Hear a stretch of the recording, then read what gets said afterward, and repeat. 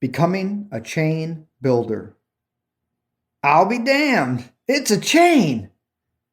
I thought this to myself this morning before repeating it, this time aloud to no one in particular. It's a chain. It's 6:45 a.m. on a Saturday, and I'm writing again. It was not originally in my plan. It just happened. Lauren and I were scheduled to run with a group this morning. You know what I'm talking about? That's right.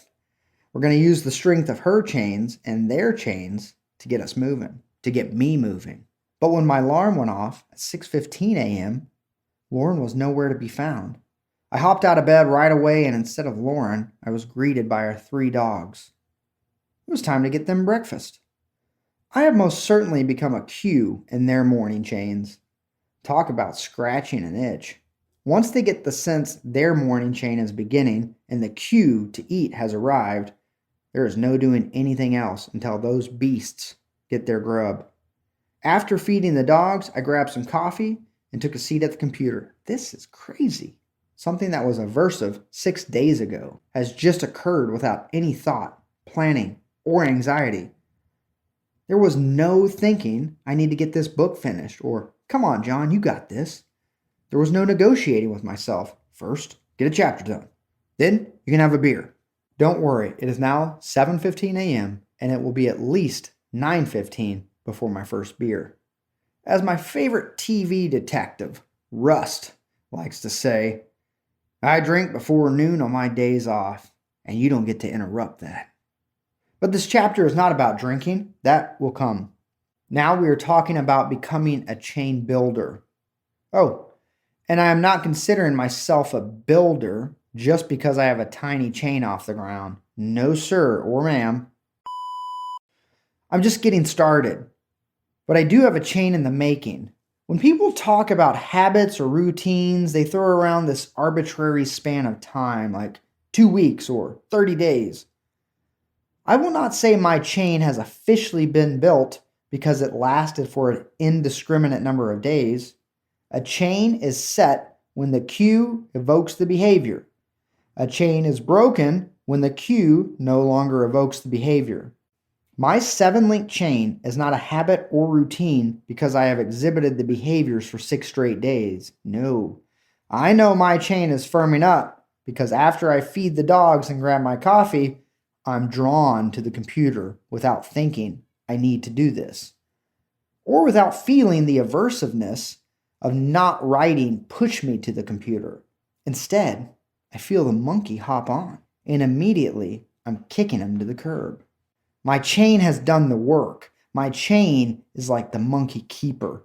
He feeds those sons of before they ever think about hopping on. Aversiveness is a miserable feeling, but learning to tolerate something you do not like can feel worse. Avoiding what is causing the itch can feel great in that moment, but that monkey thorn will grow. I have that feeling right now about a report I need to write. Yin and yang, I reckon. I got a chain off the ground and now something else is not getting done. In the same way we think of a cough or scratchy throats as symptoms of illnesses, let's talk about this aversive feeling as a symptom of need-to-do-nesses. I'm an expert at avoiding shit that needs to get done. My go-to is sleep. That's number 1. The close second is chatting with mis amigos. We love to talk about the projects we will one day get off the ground, or to talk about anything else, to not think about what needs to get done. A lovely couple of beers is another beautiful way to take my mind off the aversiveness of not doing. But beer drinking is a blinder. It does not remove the source of the aversiveness. Someone once told me a whiskey drink was good for killing bacteria when you have a sore throat. I'm not sure about the validity of drinking whiskey to cure an illness, but I know that 2 or 3 whiskeys will most certainly get rid of any illness's symptoms. And when I attempt to drink away a sore throat the next morning, when I wake up, the sore throat is still there. The first step to becoming a chain builder is recognizing that feeling opposed to something we know we should do is a clear signal that a chain is needed. A few years back, I went through a divorce.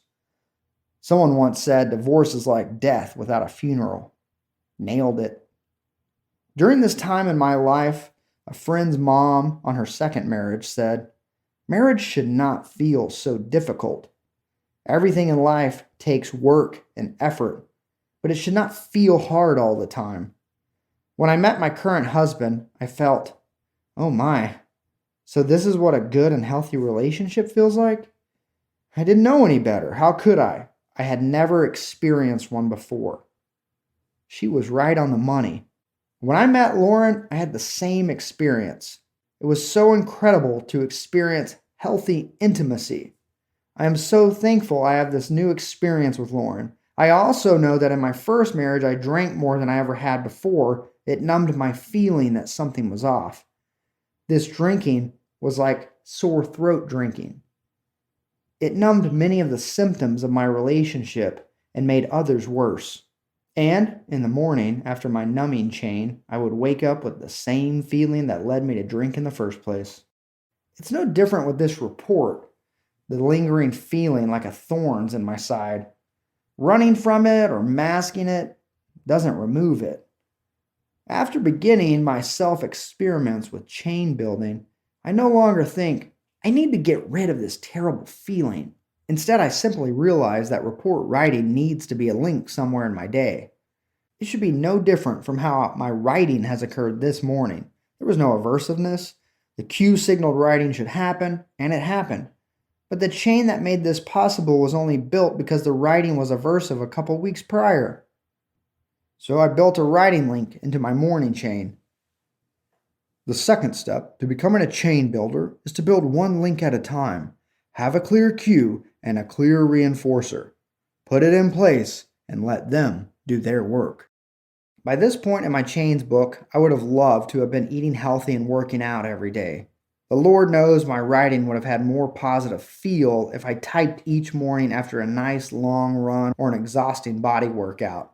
But listen, y'all, Roman chains weren't built in a day. The third step to becoming a chain builder is maintaining your links. Continue to assess if the reinforcer is doing its job, which you will know if the cue is doing its job. Systematically add new links when necessary. Today I feel good about my cute little morning chain, but it's time to add some exercise. I need to add some running links soon. The fourth and final step to becoming a chain builder is to continue building chains. The building, I hope, will continue as I write this book and for many years to follow. As with meeting Lauren and breathing in intimacy like it was pure oxygen, I'm experiencing what it feels like to do things as they come up, without thought, without needing to feel the fantastic relief that comes with dropping my heavy weight-bearing monkey friends. To paraphrase my mom's friend, getting shit done should not feel hard all the time. Review. Steps to becoming a chain builder. Number 1. Feeling the pushback to do something we know we should is a clear signal that a chain is needed. Number 2. Build one link at a time. Have a clear cue and a clear reinforcer. Put it in place and let them do their work. Number 3. Maintain your links and systematically add new links when necessary. Number 4. Keep building chains.